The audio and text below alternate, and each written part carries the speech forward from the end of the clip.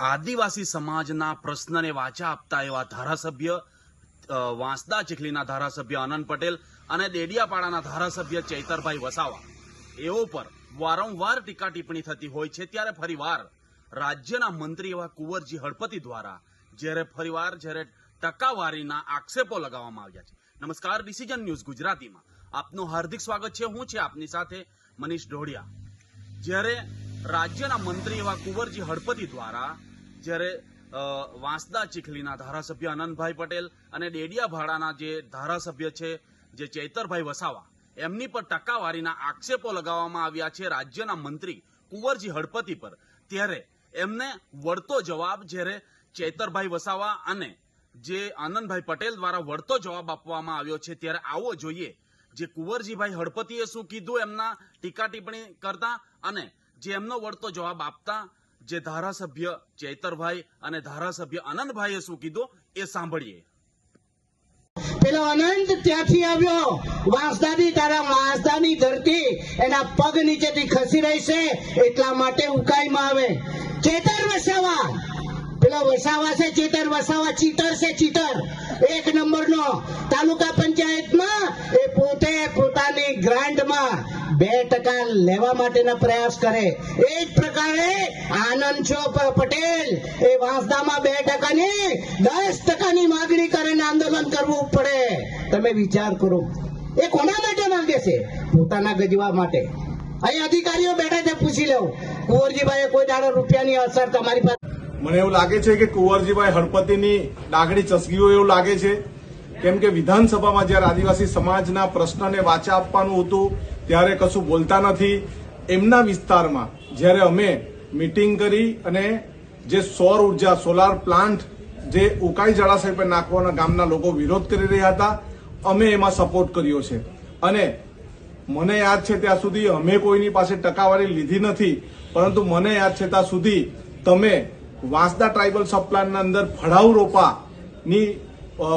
રોપવા માટેના પ્લાન્સ આપવાના હતા, ત્યારે તમે થરાદની એજન્સી પાસે કેટલા રૂપિયા લીધા છે એ તમે અને તમારા પીએ યાદ કરવાની જરૂર છે।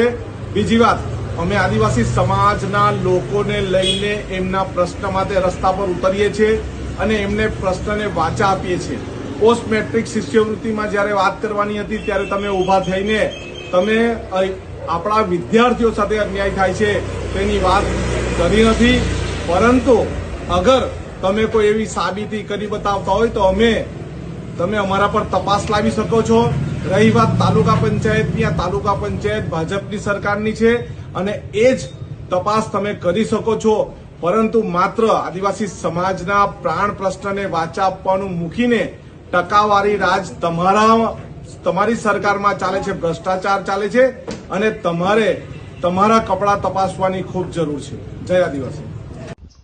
રાજ્ય કક્ષાના મંત્રી કુંવરજીભાઈ હળપતિ દ્વારા તાપી જિલ્લાના એક જાહેર કાર્યક્રમના મંચ પરથી અમારા પર જે આક્ષેપો કરવામાં આવ્યા છે, ત્યારે હું કુંવરજીભાઈ હળપતિને કહેવા માંગુ છું, તમે એક બંધારણીય હોદ્દા પર છો, તમારી ગુજરાતમાં સરકાર છે, દેશમાં સરકાર છે। જો અમે અમારી ગ્રાન્ટમાં ગેરરીતિ કરતા હોય એવા કોઈ પુરાવા તમારા પર હોય તો તમે અમારા પર કાયદેસરની કાર્યવાહી કરાવી શકો છો।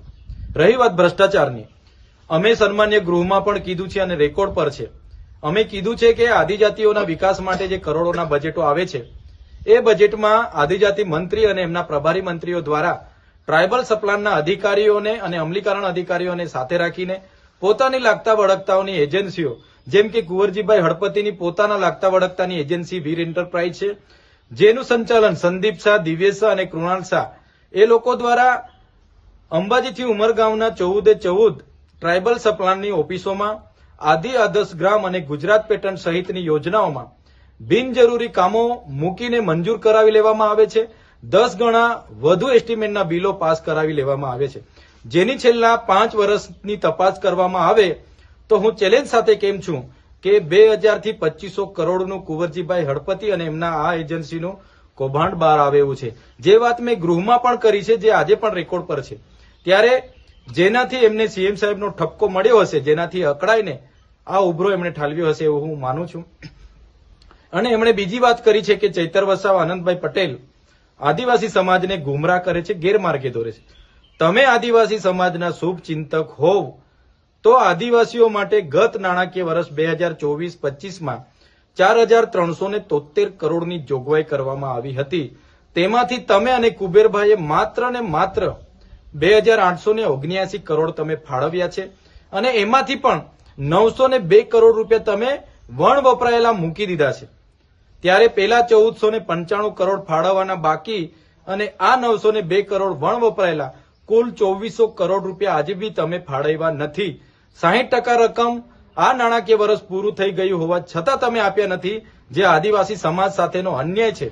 જો તમે આદિવાસી સમાજનું હિત ઈચ્છતા હોય તો શિષ્યવૃત્તિ બાળકોને ઉચ્ચ અભ્યાસ માટે મળતી શા માટે તમે બંધ કરી? આજે પણ ઉકાઈ, કાકરાપાડ, નર્મદા, કરજણના વિસ્થાપિતો વળતર માટે આજે ફરે છે. એમને આજે પણ વળતર મળ્યા નથી. આજે પણ આદિવાસી વિસ્તારોમાં આંગણવાડી, શાળા નથી, આજે રોડ રસ્તા નથી, કનેક્ટિવિટી નથી, આજે રોજગારી નથી. શા માટે તમે કરતા નથી? સિંચાઈનું પાણી કેમ આપતા નથી? કુંવરજીભાઈ પોતાના વિસ્તારમાં માંડવી સુગર ન જેવી કિંમતે ખાનગી વ્યક્તિને વેચી દેવામાં આવી, ત્યાં કેમ તમે બોલ્યા નથી? આજે વ્યારા હોસ્પિટલ ખાનગી કંપનીને આપવામાં સરકાર આગળ વધી રહી છે, એમાં કેમ તમે બોલતા નથી? ત્યારે આ કુંવરજીભાઈ પોતાનો કૌભાંડ બહાર આવી જાય એના પર પડદો પાડવા માટે, લોકોને ગેરમાર્ગે દોરવા માટે અમારા પર ટીકા ટિપ્પણી અને આક્ષેપબાજી કરતા હોય એવું અમને લાગી રહ્યું છે.